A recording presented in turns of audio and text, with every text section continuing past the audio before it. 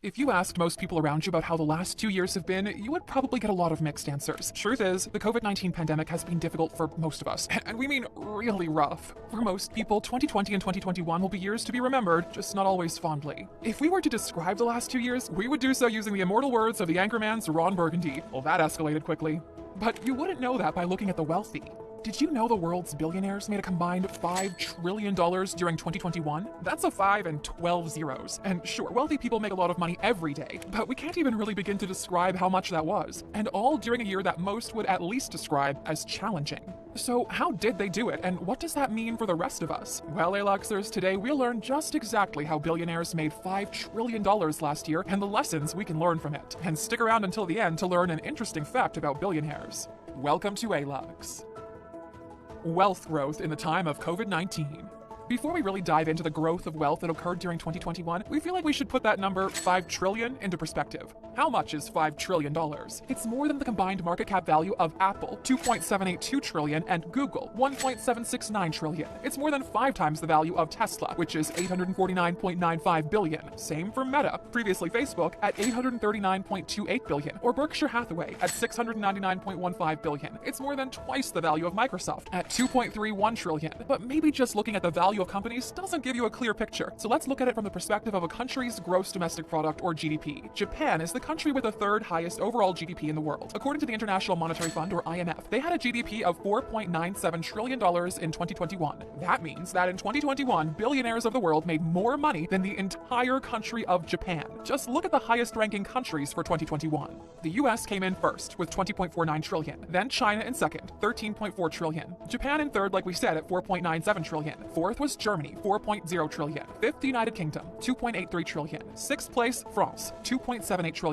Then in 7, India, $2.27 trillion. Italy in 8 at $2.07 trillion. 9 was Brazil at $1.87 trillion, and Canada in 10th with $1.71 trillion. The world has 2,755 people that can be classified as billionaires, and in 2021, their combined wealth increased more than the GDP of Germany, France, or the UK, and it was more than the combined GDPs of Brazil and Canada. That's a lot of money. We're talking about the equivalent of 28 Jeff Bezoses here, and if you're thinking that this was normal, well, think again. These were some record-breaking numbers. According to a report from Oxfam International, using data compiled by Forbes, they estimated this increase was larger than the previous 14 years combined. Suffice it to say, they made bank. In contrast, they estimate that 97 million people around the world were pushed into poverty during 2020, and the number continued to stay the same in 2021. Let's face it, the top 1% has made a lot. That's why they're the top 1%. In fact, since 1995, they've seen 19 times more wealth growth than the bottom 50% of the population. But this was something else. So how did they do it? How did the billionaires of the world achieve these absurd numbers when it looked like everything else was falling apart? Well, it's actually a combination of factors, not one single thing.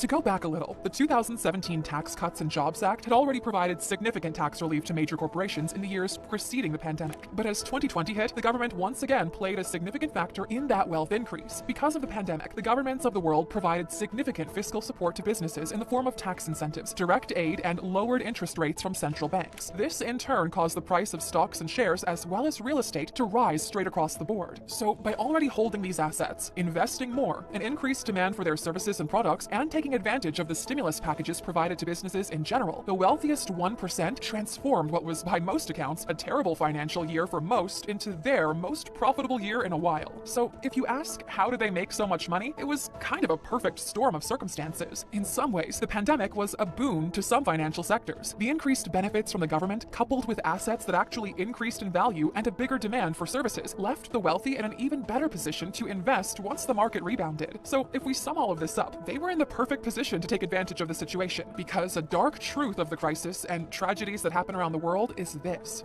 Once the government pours out their resources to help the economy recover, it's the billionaires who gain the most of it. These tax cutbacks, increased incentives, and other benefits meant to boost the economy represented the perfect opportunity for billionaires to invest even more, and they did. Trickle-down economy. Okay, so we've established that a combination such as increased government assistance, the effects of the pandemic on the demand for some services, and the stock market that rebounded caused the wealthiest 1% to become even wealthier. But where does that leave the rest of us? What happens to the 99% that's left? Well, there's a lot of debate surrounding the value of empowering the 1% as a way to strengthen the economic growth of a country. But first, have you ever heard of the term trickle-down economy?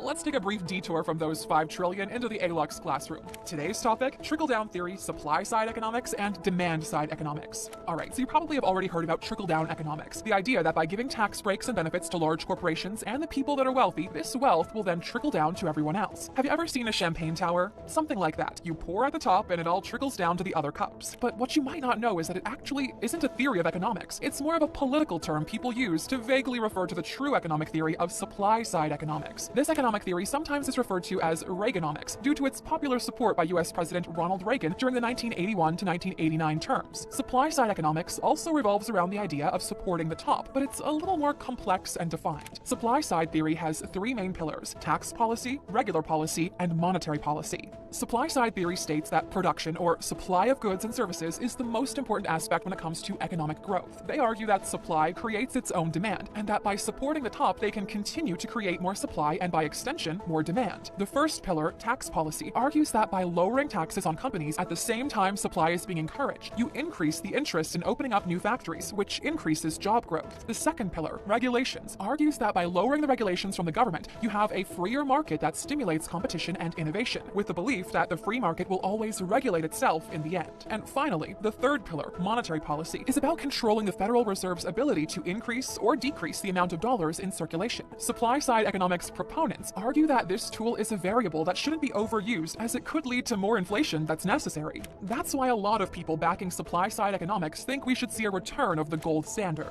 And in case you don't know, the gold standard is a monetary regime where the value of a currency is backed up by gold, a physical asset. Currently, most currencies around the world are only backed by the governments that print them. These are known as fiat currencies. On the other side of the coin, we have demand-side economics. These are also known as Keynesian economics due to being developed by John Maynard Keynes. Demand-side economics argues that what really drives economic growth isn't the supply of goods and services, but rather demand. If there's less demand in goods, say because the economy is hurting, demand-side theory states the government should support the average consumer through changes to monetary policy, interest rates, and basically just putting more money in the hands of people. They argue that by giving more money to people, they'll in turn spend more. As demand increases, businesses will earn more profit and be incentivized to open more factories. So we have 2 opposing economic theories. One that says help the top so they can help the economy, and the other that says it's the bottom we should actually invest in.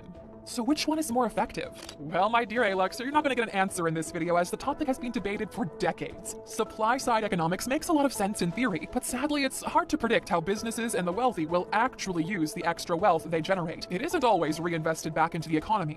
And on the other hand, people argue if there isn't a direct incentive for businesses to grow, economies will stagnate. Whatever policy you support, one thing we can't deny is that when the top 1% get assistance, they really make the most of it. So what are the lessons to be learned?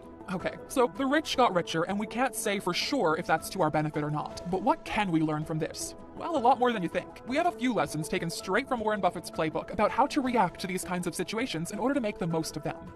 Number 1, understand basic economics and policies that apply to your situation. To be able to take advantage of the financial tools out there, you need to understand and be aware of them first. Take some time to study some basic economic concepts and tools and see which ones are useful for your particular case. If it feels a little overwhelming, just start with the basics. Having at least a rudimentary understanding of how economics works will give you an edge in life.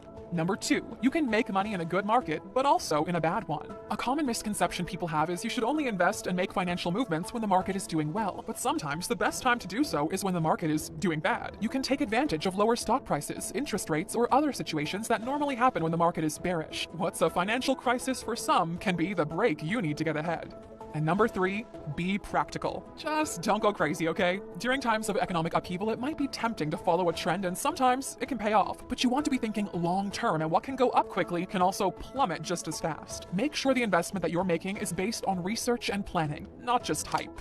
So to wrap all of this up, well, 2022 is shaping up to be a potentially rocky year for investments. What with rising inflation and a volatile start to the stock market, it's very likely that the billionaires of the world will do just fine. And that's why it's important to pay attention to their movements, because even as the world feels like it's burning around us, they know where you can find a golden goose in hiding. Investing your money, reading the market, and providing a service of value to people, especially in times of need, can be what makes the difference between talking about the 1% and joining them. And as always, Alexers, you stuck with us until the end, so you know we've got a bonus for you. The first billionaire is considered to be John D. Rockefeller, who achieved that status back in 1916 thanks to his ownership of the Standard Oil Company. If we accounted for inflation, he would be worth about $25 billion today. The next step would be a trillionaire, but we're still a few years away from those. Who do you think will be the first one, though? Bezos, Musk, Zuckerberg, maybe even someone new? Well, time will tell, but we're curious to see what you think.